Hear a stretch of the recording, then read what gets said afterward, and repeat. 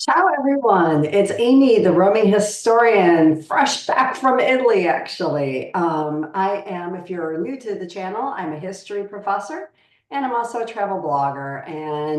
When I'm not in the classroom, I try to spend as much time in the outdoor classroom of the world as I can, traveling the historical sites, experiencing having great cultural experiences and just living. If you're new here, thanks for stopping by.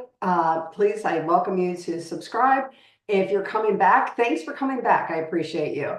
So today, I spent quite a bit of time actually this year, a couple months almost, in Florence. And so I tasted, as usual, a lot of Florentine dishes.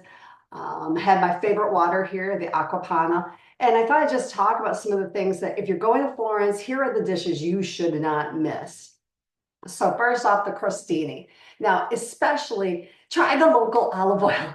So many of these wonderful, Florence is in Tuscany, the region of Tuscany. Tuscany, one of the other areas there is Chianti. And Chianti, of course, has the amazing Chianti wines. They also are making rosatos. There's a lot going on there. But a lot of these vineyards also do really, really, really good olive oil. Find a good local olive oil at a restaurant. A lot of them will have something that is either proprietary or something that they got from a nearby vendor. Here we have Lardo di Colonnata. This is a wonderful, just fat on bread. It sounds horrible, but it's delicious. But really, one of the things they're really known for is chicken liver, spaghetto. I'm not a huge fan of that. I stick with a lot, but crostini is something that you'll find all over the town. So I highly recommend having a little nibble, especially with a glass of Chianti wine. Another thing that notice are the panini. You can get a panino at many sandwich stands around the city. One of the things they're known for is schiacciata. El Antico Vinaio is probably the most famous. I've actually never tried it.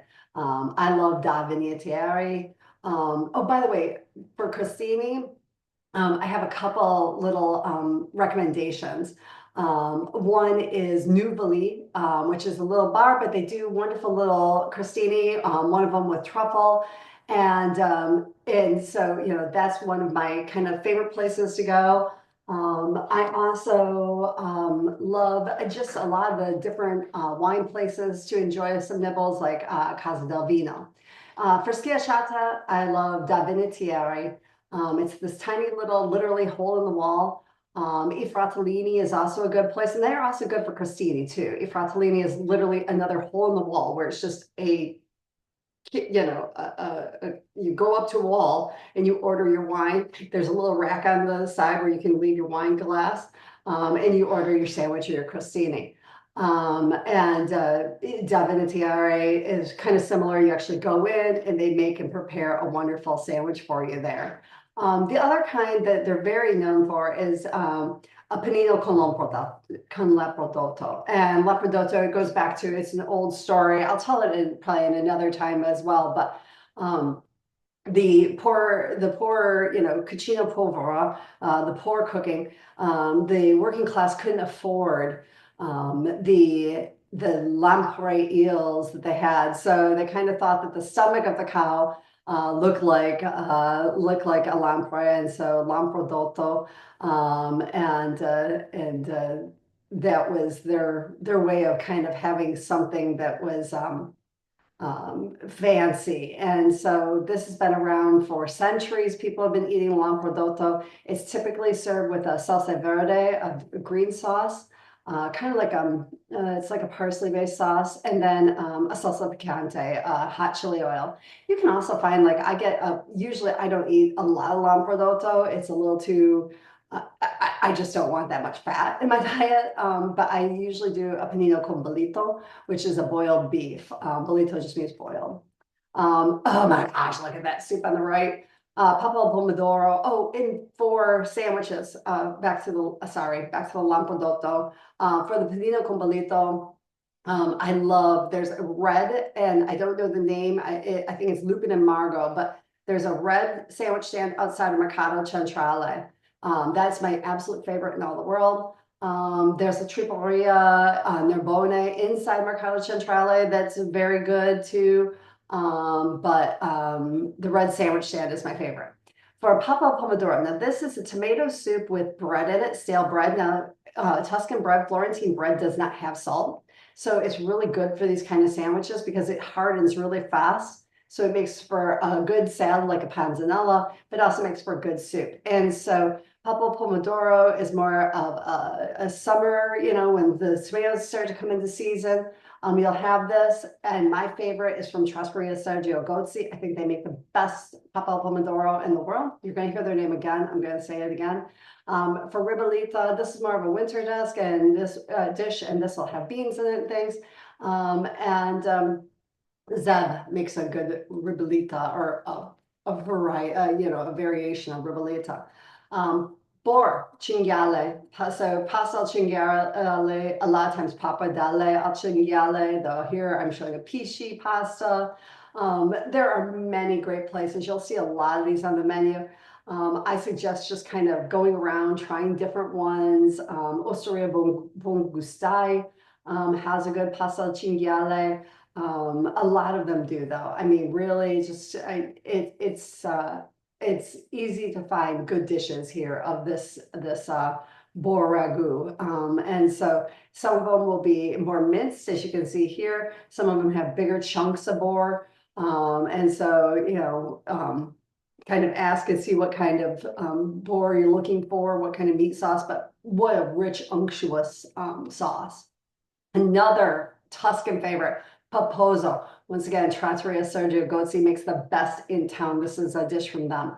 This dates back to the time of Brunelleschi and the Duomo, when they're building the dome for the Santa Maria del Fiore, the Duomo, the main cathedral in Florence.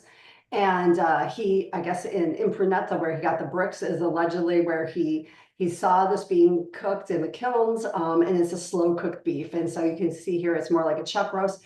It's cooked with a lot of pepper, which would help overcome, if the meat had turned a little bit. But it gives a nice peppery, wonderful taste. I love sopping this up with that saltless bread. This is the sauce. But they often will say it's a stew. One of our friends this year was like, "Hey, I like stew." And I said, "It's not really stew. I mean, this isn't a stew. This is what you think it is when you're thinking of like Dinty Moore. If you're from the United States, you'll know what that is." And so it's just meaning it's the preparation of cooking a stewed beef. And of course, at night, all over the town, you can smell the grills going off as they're doing bistecca alla Fiorentina. And so here, you generally are going to need to get this for two people because it's only they sell it by the steak, and so they'll cut the steak as big as you need it for a few people. So here we have a steak big enough for three. And they only serve it one way, and that's a medium rare. And it's done really simply prepared. It's absolutely fantastically delicious. It's the local Chianina cow. That's that white cow from the Chianti. So it's feeding off of that same wonderful grass and soil, that rich soil, that comes from that rich soil that makes the Chianti wine so delicious. And with it, I would highly suggest fagioli allo gelato. So beans, the Florentines are known for very many different preparation beans. You're going to see tons of beans, the fagioli all over the menu. This one is done with the tomato sauce, a little bit of sage. I love this one. It's one of my favorite. And of course, I would be remiss if I didn't touch on some of the dolce. So of course, gelato. In fact, Florence is allegedly the home of gelato. Here's one of my favorite, Gelateria de Neri, but you can go to my best restaurants in Florence website, or my website, roaminghistory.com, and my blog on best restaurants in Florence to see all my lists of all my favorite gelato places, gelateria.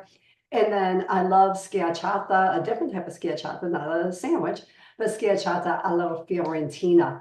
And so schiacciata alla Fiorentina is like a sponge cake with a chantilly cream in it. I love the one from Cafe Gigli. Just delicious. And lastly, ending with cantucci, which is like a biscotti. It's twice cooked, smaller, a little bit softer, with vin santo, a fortified wine, is a perfect way to end a meal and a very Florentine way to end the meal. So there, that is my, those are my recommendations for if you're going to Florence, and I highly recommend you do. Have you been? What's your favorite dish? What do you love? Tell me below, and take care and ciao for now. Have a great day.